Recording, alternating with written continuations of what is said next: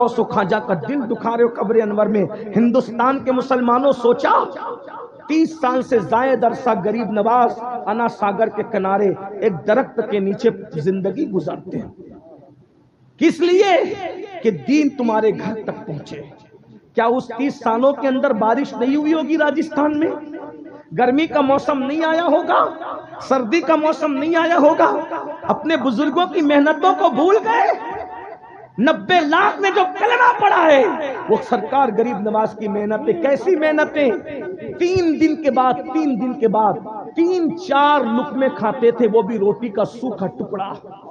مرغ مسلم بریانی اور ایک سے کھانے کھا کر عیاشی کرنے والوں، جب ہم پاپ کرتے ہوں گے تو غریب نواز کے دل پہ کیا گزرتی ہوگی؟ آج ہمارے پاس سب ہے، دین کہاں ہے؟ بتاؤ دین کہاں ہے؟ شادیوں میں دین ہے، میتوں میں دین ہے، مسجدوں میں بھی دین ہے، ہماری زندگیوں میں دین ہے.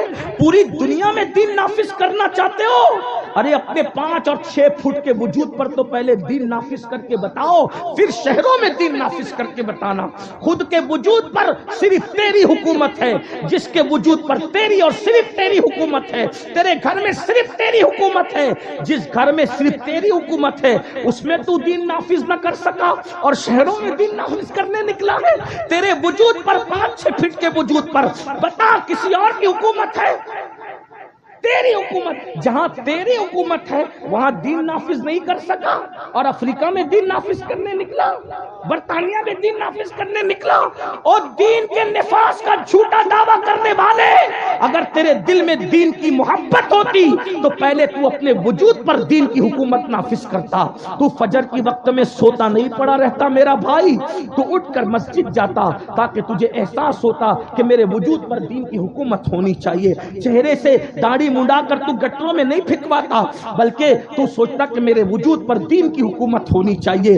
تو سونے کی انگوٹھیاں نہیں پہنتا، سونے کی چین پہن کے اتراتا نہیں پھرتا، بلکہ تو سونا اتار کر عورتوں کو پہنا کر کے بتاتا کہ میرے وجود پر، آج ہمارے وجود پر دین کی حکومت نہیں. حسد ہم کریں، بغض ہم کریں، تکبر ہم کریں، نمازیں ہم چھوڑیں، کچھ دین یاد ہے، دھرم یاد ہے، مذہب و مسلک یاد ہے؟ کچھ نہیں.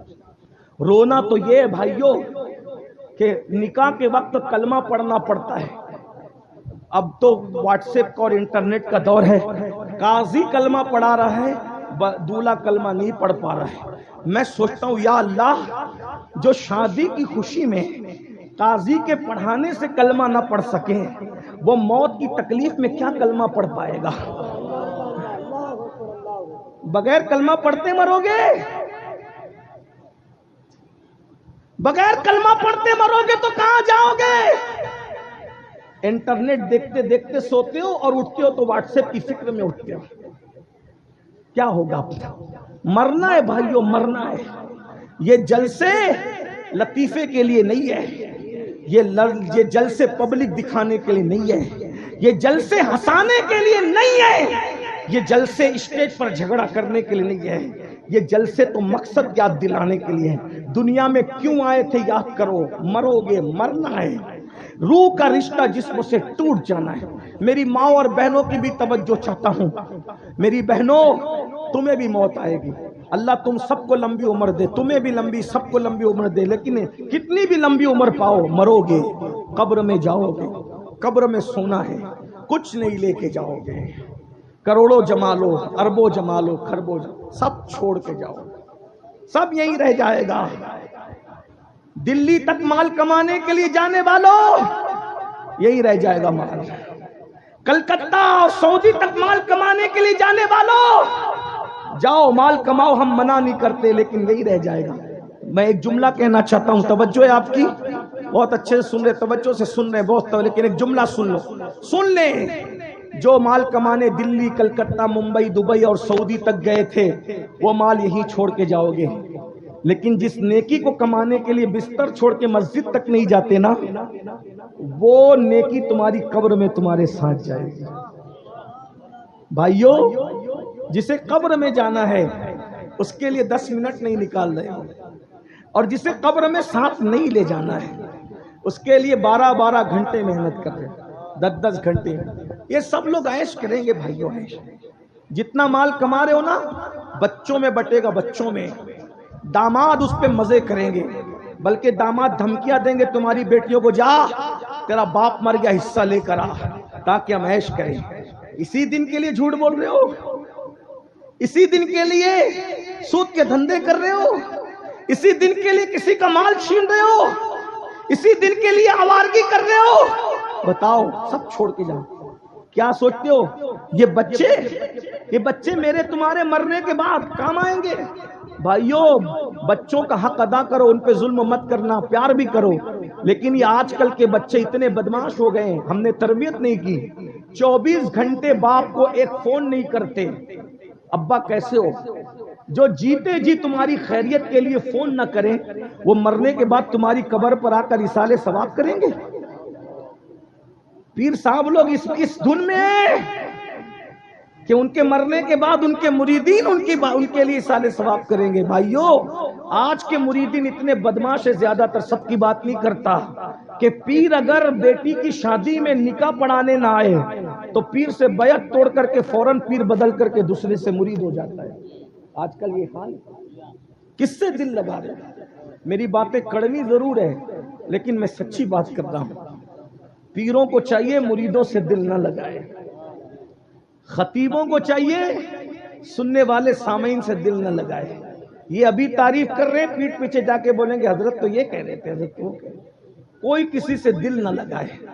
दिल लगाना है आमिना के लाल से लगाओ। प्यार सबसे करो, मोहब्बत सबको दो, लेकिन दिलदार से लगाओ। दिल सिर्फ एक से लगाओ। ये बेवफाओं से दिल क्या लगा रहे हो? जो जाने वफा है उससे दिल लगाओ। भाइयों, कोई कब्र में नहीं आएगा, जाने वफा आमिना का लाल कब्र में आना है।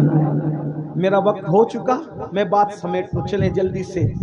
तो जिस वक्त हलाकू और चंगेज को अल्लाह ने मुसल्लत किया, उन्होंने बहुत मार डाला।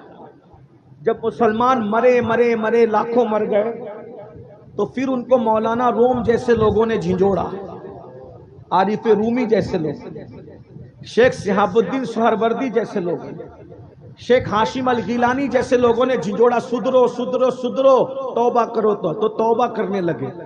जब तौबा करने लगे तो फिर हालात बदलने लगे।